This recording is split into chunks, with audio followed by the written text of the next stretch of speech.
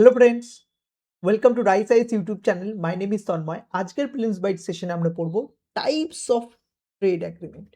দেখো, আজকে সকালের ওয়াট টু রিড সেশন তোমাদের বলা হয়েছিল দ্য হিন্দু নিউজ পেপারের পেজ নাম্বার 1 থেকে এই যে পার্টিকুলার আর্টিকেলটা ছিল, New Zealand India to sign FTA today, tariff to go on all X. ঠিক আছে, এই পার্টিকুলার আর্টিকেলটা পড়তে বলা হয়েছিল। দেখো, এই পার্টিকুলার আর্টিকেলটা না দুটো অ্যাঙ্গেল আছে। একটা কি প্রিলিমস পার্সপেক্টিভে না আমাদের কি ইকোনমিক যে বেসিক, সেটা কিন্তু আমরা এই আর্টিকেলের উপর বেস করে কিন্তু রিভাইজ করে নিতে পারি। যেমন কি, দেখো, এটা তো ফ্রি ট্রেড এগ্রিমেন্ট, একটা ঠিক আছে ট্রেড এগ্রিমেন্ট, বাট তাছাড়াও কিন্তু various other type of trade এগ্রিমেন্টও কিন্তু আছে। এইবার আমাদের কিন্তু শুধু যে ফ্রি ট্রেড এগ্রিমেন্ট বুঝতে হবে সেটা না, যে অল আদার টাইপ অফ যে সমস্ত ট্রেড এগ্রিমেন্টগুলো হয় সেগুলোও কিন্তু বুঝে নিতে হবে। এটা কিন্তু একটা ইম্পর্টেন্ট প্রিলিমস ডাইমেনশন। আর মেইনসের পার্সপেক্টিভ থেকে কিন্তু এই যে আর্টিকেলটা আছে, এই ফ্রি ট্রেড এগ্রিমেন্টের উপর কিন্তু ওভারঅল আমরা কি পজিটিভ, কি নেগেটিভ, কি ইস্যুস, কিভাবে সলিউশন আনা যায়, not just New Zealand centric, but overall recent ডেতে আমরা দেখছি ইন্ডিয়া কিন্তু অনেক কান্ট্রির সাথে ফ্রি ট্রেড এগ্রিমেন্ট সাইন করছে। তো তার উপর কিন্তু একটা হলিস্টিক অ্যানালিসিস কিন্তু আমরা কিন্তু মেইনসের পার্সপেক্টিভ থেকে কিন্তু আমাদের জন্য ইম্পর্টেন্ট। আর আমাদের অলরেডি কিন্তু এই ফ্রি ট্রেড এগ্রিমেন্টের উপর অ্যানালিসিস আছে, মেইনসের ডিপ অ্যানালিসিস, তো তোমরা ওটাকে রেফার করতে পারো। বাট প্রিলিমস পার্সপেক্টিভে আজকে এখানে ফোকাস করো যে টাইপ অফ ট্রেড এগ্রিমেন্ট। ঠিক আছে, দেখো, রিসেন্ট টাইমে এর উপরে ডাইরেক্ট কোনো কোয়েশ্চেন আসেনি, but there is a high chance, যেহেতু এত trade agreement, free trade agreement India sign করছে, তো কোয়েশ্চেন কিন্তু বেসিকে ঢুকে ইউপিএসসি কিন্তু জিজ্ঞাসা করতে পারে। এবার আমরা কি কি দেখবো একবার এটা ভালো করে দেখে নাও। আমরা প্রথমে কনটেক্সট জানবো, কনটেক্সট তো সিম্পলি আছে। তারপরে আমরা দেখতে পাবো যে ভেরিয়াস টাইপ অফ কি ট্রেড এগ্রিমেন্ট আছে। তারপর তার মধ্যে যেটা প্রথম, সেটা আমাদের দেখতে হবে যে প্রেফারেন্সিয়াল ট্রেড এগ্রিমেন্ট। আস্তে আস্তে একটু একটু করে না বাড়বে, মানে যে ইকোনমিক রিলেশন আছে এটা বাড়বে। ১ম স্টেজে একদম আর্লি হারভেস্ট স্কিম, তার থেকে একটু প্রেফারেন্সিয়াল ট্রেড এগ্রিমেন্ট, তারপরে ফ্রি ট্রেড এগ্রিমেন্ট, তারপরে কম্প্রিহেন্সিভ ইকোনমিক পার্টনারশিপ, প্রত্যেকটা জিনিস আমরা দেখব। লাস্টে যে আসছে কমন মার্কেট। ঠিক আছে? দেখো, তো যেমন বললাম, আমরা ফার্স্টে দেখব প্রেফারেন্সিয়াল ট্রেড এগ্রিমেন্ট, দেন আমরা ফ্রি ট্রেড এগ্রিমেন্টের ব্যাপারে পড়ব বেসিকটা। ঠিক আছে? দেন কম্প্রিহেন্সিভ ইকোনমিক কোঅপারেশন এগ্রিমেন্ট, এই সিইসিএ, এটার ব্যাপারে পড়বো। দেন কম্প্রিহেন্সিভ ইকোনমিক পার্টনারশিপ এগ্রিমেন্ট, এটা কোঅপারেশন এগ্রিমেন্ট, এটা পার্টনারশিপ এগ্রিমেন্ট। এখানে কি এই দুটোর মধ্যে ডিফারেন্স কি আমরা সেটা বুঝবো। দেন আমরা জানবো what is customs union, then common market. ঠিক আছে? And at the end economic union. বোঝা গেল? তারপর আমরা ইন্ডিয়ার যে ট্রেড প্যাক্ট আছে ভেরিয়াস কান্ট্রির সাথে, সেগুলোকে জাস্ট একবার কুইকলি গো থ্রু করে নেব। তাহলে কি হবে, এই রিলেটেড যদি কোনো কোয়েশ্চেন আসে, তো আমরা কিন্তু কিন্তু সলভ করতে পারবো। ঠিক আছে? দেখো, প্রথমে আমরা এগ্রিমেন্টকেও না আবার একটা মানে ফার্দার ডিভাইড করেছি। ২০২২ থেকে ২০২৬ এর মধ্যে যে সমস্ত ট্রেড এগ্রিমেন্ট গুলো হয়েছে, তাছাড়াও মেজর এস্টাবলিশড ট্রেড এগ্রিমেন্ট যেগুলো আগে হয়েছে, আর কি প্রেফারেন্সিয়াল ট্রেড এগ্রিমেন্ট আছে। ঠিক আছে? আর প্রত্যেক দিনের মতো একটা প্রিলিমসের প্র্যাকটিস কোয়েশ্চেন আছে, যেটা তোমাদের সলভ করতে হবে। সলভ করে প্রত্যেকদিন তোমরা যেমন করো, কমেন্ট সেকশনে যেয়ে কিন্তু আমাদের আনসারটা জানাতে হবে। ঠিক আছে? দেখো, কনটেক্সটটা কি? কনটেক্সটে যেমন বললাম, ইন্ডিয়া আর নিউজিল্যান্ড কিন্তু অফিসিয়ালি কিন্তু ফ্রি ট্রেড এগ্রিমেন্ট এটা সাইন করতে চলেছে। যেখানে এর ফলে কি হবে, ইন্ডিয়ার যে এক্সপোর্টাররা আছে, তারা কিন্তু 100% ডিউটি ফ্রি অ্যাক্সেস পাবে নিউজিল্যান্ডের মার্কেটে। আর নিউজিল্যান্ডের যারা এক্সপোর্টার আছে, তারা ইন্ডিয়ান মার্কেটের 95% কিন্তু ডিউটি ফ্রি অ্যাক্সেস পাবে। ঠিক আছে? এটা কিন্তু বেসিক, আরও টার্মস অ্যান্ড কন্ডিশন অনেক আছে, but that is a different thing. But আমরা এই মুহূর্তে যে জিনিসটাতে ফোকাস করবো সেটা হচ্ছে টাইপ অফ ট্রেড এগ্রিমেন্টে। বোঝা গেল? আর যেমন বললাম, ইন্ডিয়া কিন্তু রিসেন্টলি প্রচুর অনেক কান্ট্রির সাথে কিন্তু এই ট্রেড এগ্রিমেন্ট সাইন করছে। যেমন India UK comprehensive economic and trade agreement. ঠিক আছে? ইন্ডিয়া ওমানের সাথে সিইপিএ সাইন করেছে। আমরা প্রত্যেকটা জিনিস জানবো। বাট আমরা যেটা শুরু করবো সেটা হচ্ছে preferential trade agreement. Preferential trade agreement কিন্তু most basic form of trade agreement. ঠিক আছে? আর এটা কি করে, ধরো দুটো কান্ট্রির মধ্যে প্রেফারেন্সিয়াল ট্রেড এগ্রিমেন্ট হলো, তারা কি করবে, কিছু প্রোডাক্ট, মানে ধরো তারা কিছু পজিটিভ লিস্ট মেনটেন করবে।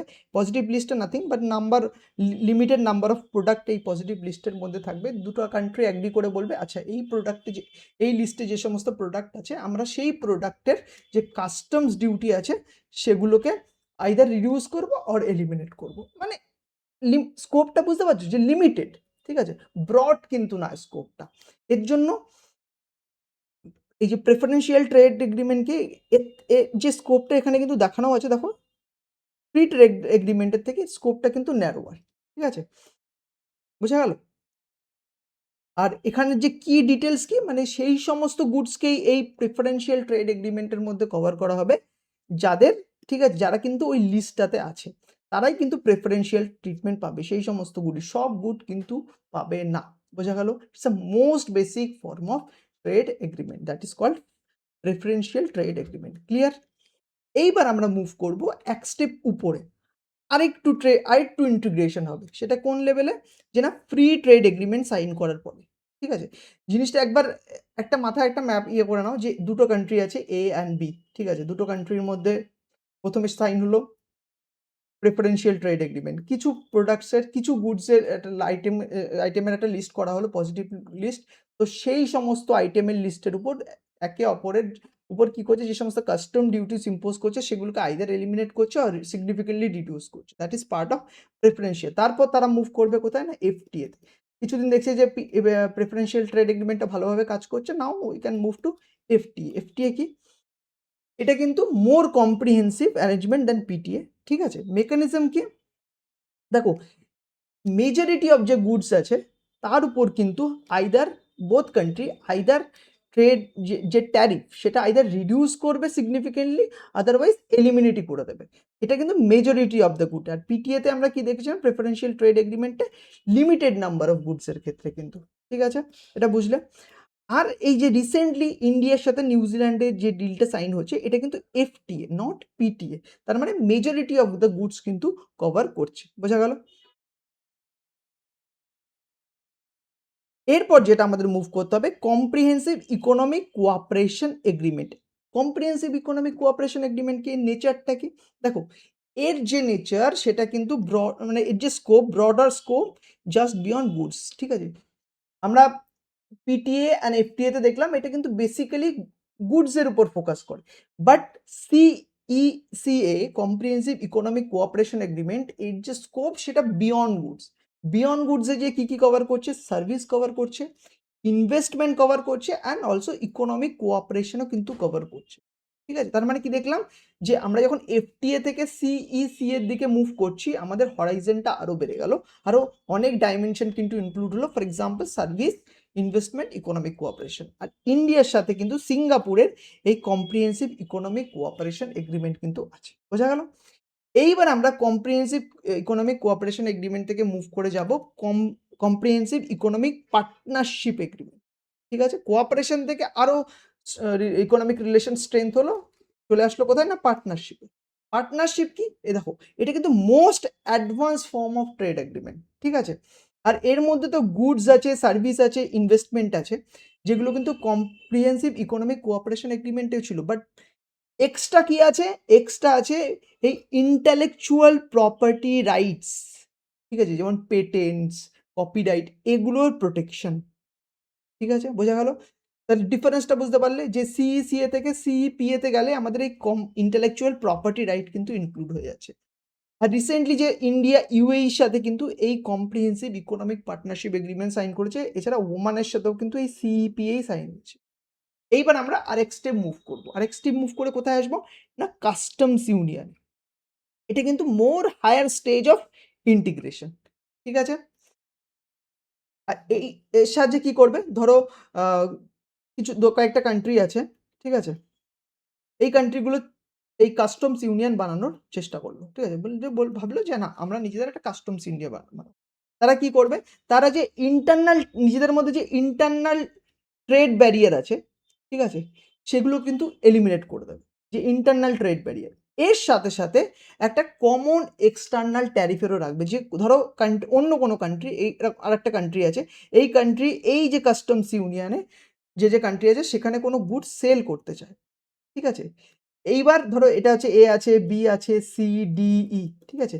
এবার এই এ কান্ট্রিতে সেল করলেও তাকে যে ট্যারিফ দিতে হবে, বি কান্ট্রি বা সি কান্ট্রিও কিন্তু সেই একই ট্যারিফ কিন্তু তার উপর ইম্পোজ করবে। তার জন্য বলছে common external tariff for non member, ঠিক আছে? সেম ট্যারিফ কিন্তু নন মেম্বারদের দিতে হবে এই কান্ট্রি অ্যাক্সেস করতে গেলে, ঠিক আছে? তাহলে কি বুঝলাম, যে ইন্টিগ্রেশনটা আর এক লেভেল হাইতে চলে গেল, ইকোনমিক যে ইন্টিগ্রেশনটা। আর এক্সাম্পল তোমাদের আমি বলবো সাউথার্ন আফ্রিকান কাস্টমস ইউনিয়ন যেটি আছে এটা কিন্তু একটা কাস্টমস ইউনিয়নের কিন্তু এক্সাম্পল। এইবার আমি আমার ইন্টিগ্রেশন আর এক স্টেপ বাড়াতে চলেছি, ঠিক আছে? Next type of trade agreement যেটা আসছে সেটা কমন মার্কেট, ঠিক আছে? এটা কি বলে দেখো, ফ্যাক্টরস অফ প্রোডাকশন কিন্তু, যে ফ্যাক্টরস অফ প্রোডাকশন কিন্তু ডিপ ইন্টিগ্রেশন এই কমন মার্কেট এই ক্ষেত্রে কিন্তু দেখা যায়। এখানে কিন্তু free movement of labour, capital এবং মেম্বার নেশন সেটা কিন্তু দেখা যায়। আর এর যে বেস্ট এক্সাম্পল দেখো, যে যখন ইউ ইনিশিয়াল এস্টাবলিশড হয়েছিল সেই ইনিশিয়াল ফর্মে কিন্তু এই কমন মার্কেট ছিল, যেখানে ভেরিয়াস ইউ মেম্বারদের মধ্যে কি দেখা গেছিলো, free movement of labour, capital, ঠিক আছে? এইসব মেম্বার ইউ এর মেম্বার নেশনের মধ্যে কিন্তু এগুলো দেখা গেছিলো। বাট ইউ এরপরে আরেক স্টেজ গ্রো করে গেছে, ঠিক আছে? সেখানে যে কি এসছে, যে ইকোনমিক ইউনিয়নে কিন্তু ট্রান্সফার হয়েছে।